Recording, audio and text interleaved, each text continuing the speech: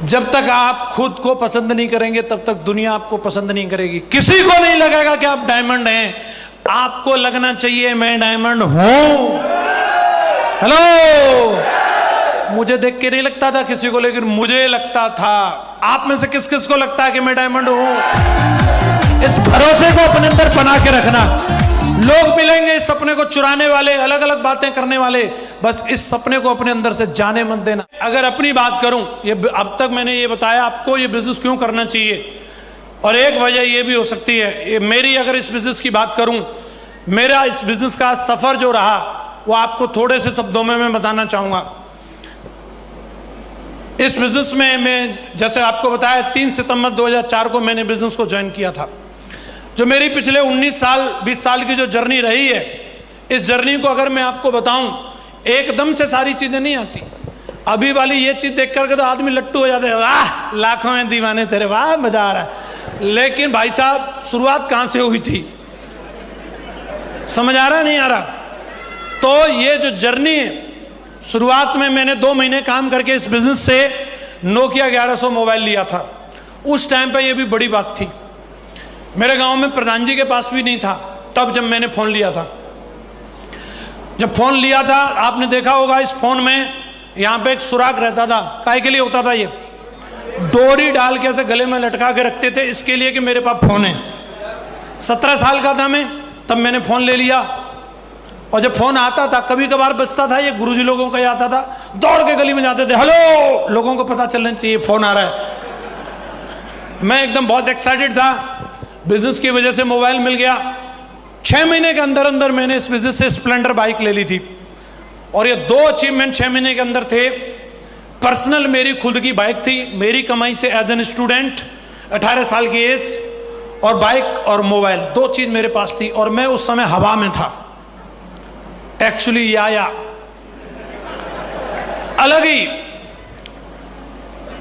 और मेरे एटीट्यूड की वजह से, मेरी मक्कारी की वजह से, इसके बाद ऐसा ब्रेक लगा कि इसके आगे मेरे पास दिखाने के लिए कुछ है ही नहीं, कुछ भी नहीं, एक टाई तक नहीं। और यही एक इंपॉर्टेंट चीज है कि बाकी अगर मैं यहां अचीवमेंट दिखाऊंगा, उसको देख के सब लट्टू होंगे, हाँ हाँ आन दो, हमारे को भी आन दो।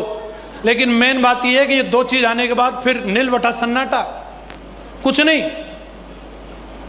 2006 निकल गया, एक टाई तक नहीं। 2007 निकल गया, 2008 निकल गया।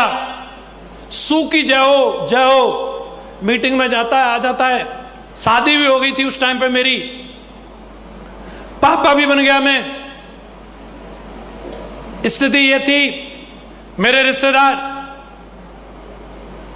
मम्मी को चिंता रहती थी इसका क्या होगा, उनको बोलती थी इसका कुछ करवा दो। बोले सिक्योरिटी गार्ड में तो लगवा सकते हैं। और मैं आपको बता रहा हूं, जब व्यक्ति को समस्या आती है उसकी कोई कदर नहीं करता। मेरी मैडम भी ऐसे मेरे को पूछ लेती थी, मैं दिक्कत क्या है, 8-10 हज़ार तो मिल ही जाएंगे, चले जाओ। मैं मन ही मन सोचता था यार चलो कोई नहीं, वक्त की बात है, वक्त बदलेगा। आज समझ नहीं आ रहा, लेकिन मैं जानता हूं मेरे अंदर कितना बड़ा ज्वालामुखी फट रहा है। जो दिखेगा उस दिन पता चलेगा कि मैं क्या कर सकता हूं। मैं मेहनत करता रहा, महागुरुजी लोगों के सानिध्य में रहा, संघर्ष था खूब सारा, समोसे तक के लिए पैसा नहीं रहे। ऐसी ऐसी स्थिति कि मैं लोन कराने के लिए गया था, मेरे ऊपर कर्जा हो गया था। लोन के लिए मुझे 20,000 रुपए की जरूरत थी, फाइल के लिए किसी को पैसा देने थे। और मैंने अपने एक दोस्त से मांगे, कहने के लिए जान देने के लिए हाजिर था, लेकिन 20,000 रुपए देने के बाद मेरी बाइक रख ली थी उसने। और मैं पिताजी को पता चल गया था कि इसने बाइक रख ली है, किसी को दे दी है, तो बात खुल गई। उन्होंने फिर साथ दिया। उसके बाद फिर उन्होंने बोला एक ही चीज़ कि सेफ शॉप ही करो, और कुछ करने की जरूरत नहीं है। और दिल से ऐसे ही मैं काम किया, मेहनत किया। मैं आपको एक बात बताना चाह रहा हूं, रात चाहे कितनी भी लंबी हो उसका अंत जरूर है। रात ही तो है, जीवन नहीं है वो, हमेशा रात नहीं रहने वाली, सुबह जरूर होती है। और मेरी सुबह हुई 2009 में, मेरा काम चलने लगा दोस्तों। इस दौरान बीच बीच में मैं मीटिंग ट्रेनिंग में हमेशा जाता रहा। ऐसा कभी नहीं हुआ कि मेरे पास पैसा नहीं थे तो मैं मीटिंग में नहीं जाऊं। 2007 में भी गया, कपड़े नहीं थे, ये फौजी साहब के कपड़े पहने मैंने, इनके यही लंबे आदमी थे और एक मैं था। आपको हंसी आ रही है, लेकिन कभी जिंदगी में मांग के कपड़े पहनने पड़े हों तब पता चलेगा। मैंने मांग के कपड़े पहने थे। तो ये, और उस समय मैं किसी अप्लायंस से कंप्लेंट नहीं कर रहा था, मैं छाती नहीं पीट रहा था कंपनी में जाकर के मेरा काम क्यों नहीं चल रहा है।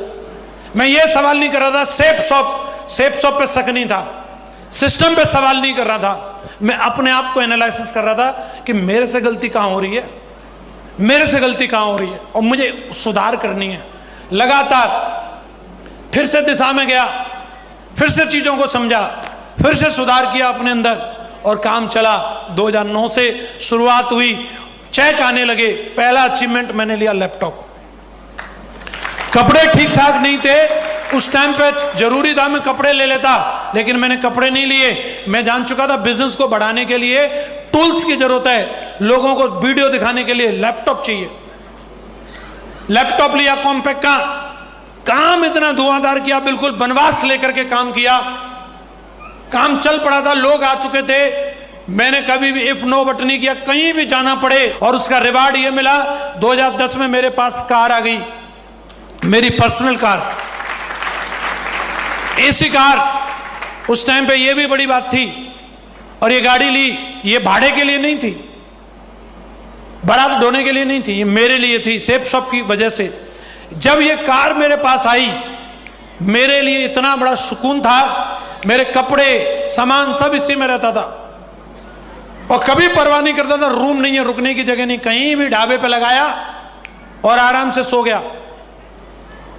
और सुबह उठा, वहीं नहाया, महागुरु जी तौलिया वोलिया सब दिलवा दिए थे और वहीं पराठे खाए और फिर शुरू।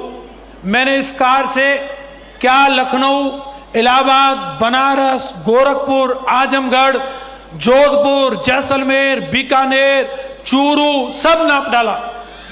चलती रहती थी धुआंधार। और इतनी मेहनत करी, इतना काम किया कि जो मेरा ड्रीम लेवल था, ये जोधपुर की टीम है मेरे साथ जिन्होंने कंधे से कंधा मिलाया, ड्रीम टीम बनाई, संस्कार डाले उन लोगों के अंदर और ड्रीम टीम बनी। तो ड्रीम वाला काम भी हुआ। रूबी बना मैं जुलाई 2010 में और उसी साल दिसंबर जाते जाते मैं डायमंड भी बना। आप बताओ, किसी को लगता है आने वाले टाइम में ये बंदा डायमंड बनेगा, यूसीए बनेगा? वही है जिसको चपरासी के लिए बोलते थे। शायद हो सकता चपरासी वाले भी सिक्योरिटी वाले भगा देते मुझे, ये तो मेरे जियाजी बोल रहे थे, बाकी पता नहीं मिलती कि नहीं, फर्क नहीं पड़ता आप आज कैसे दिखते हैं, लेकिन जीवन बदलता है और जिंदगी बदली। 3 अप्रैल 2011 को मैं इस बिजनेस में डायमंड बना। ये है असली फोटो डायमंड वाली। ड्रीम लेवल हासिल किया, डायमंड बन गया। तो इसका मतलब ये नहीं घर में बैठ जाऊंगा। डायमंड बनने के बाद तो मैंने इतना काम किया, इतनी मेहनत करी, क्या दिन क्या रात, 2-2 बजे 3-3 बजे तक मैं लोगों से मिलता रहता था और एक ही अपना मिशन रहता था। ये वीडियो, ये उसमें से स्क्रीनशॉट लिए मैंने, ये वीडियो रहता था, ये चलवाते थे मीटिंग में, फिर मैं पहुंच जाता था। और नहीं मिला, चाहिए क्या? बोला हाँ चाहिए। तो बैठ के सुनो फिर मेरी बात। और लोगों को इतना समझा के काम किया। 28 फरवरी 2013 को धमाका हो गया, BMW कार लेकर के आया मैं। 50 लाख रुपए की जब ये गाड़ी आई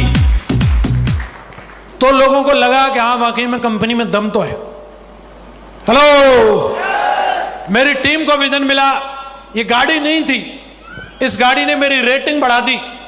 इस गाड़ी को लेने के बाद लोगों को पता चल गया कि हाँ वाकई में नेटवर्क मार्केटिंग से क्या कुछ नहीं किया जा सकता, 50 लाख की कोई गाड़ी भी ले सकता करके। और मैं रुका नहीं दोस्तों, ट्रांसफॉर्म होती चली गई मेरी जिंदगी इस बिजनेस की वजह से।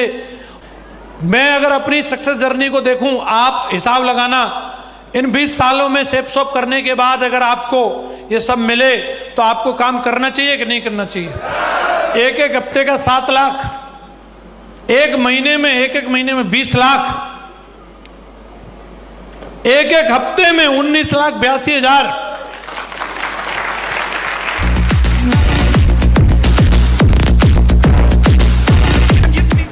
44,53,382 लाइन लगा के चेक सेफ शॉप की वजह से। सब वसूल हुआ या नहीं हुआ? कितनी बार इस सूत मिल चौराहे से सादाबाद के लिए ट्रक में लटक के गया हूं मैं बता नहीं सकता कितनी बार।